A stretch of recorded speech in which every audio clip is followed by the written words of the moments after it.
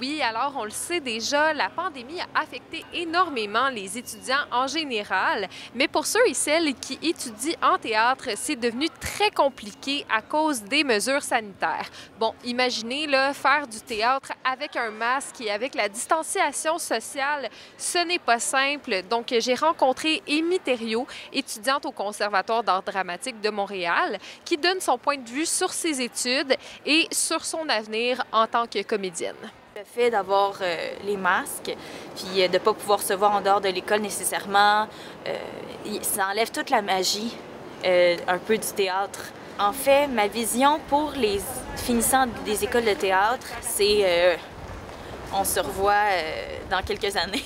Ça reste tout de même, en fait, qu'il y a des élèves qui restent optimistes. Et c'est le cas de Dominique Bélanger, que j'ai rencontré plus tôt et qui est finissant à l'École supérieure de théâtre de l'UQAM. On va l'écouter.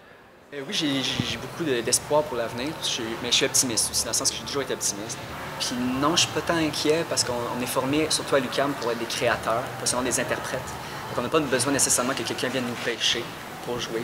On peut créer nos propres choses, on peut se mettre ensemble et créer. Non, j'ai pas peur, j'ai hâte. Selon Nini Bélanger, qui est professeure invitée à l'École supérieure de théâtre de l'UQAM et qui est metteur en scène, eh bien, selon elle, le métier de comédien est en train de changer et les metteurs en scène doivent vraiment s'adapter à cette réalité. Donc, de ce côté-là, il y a un petit peu d'espoir.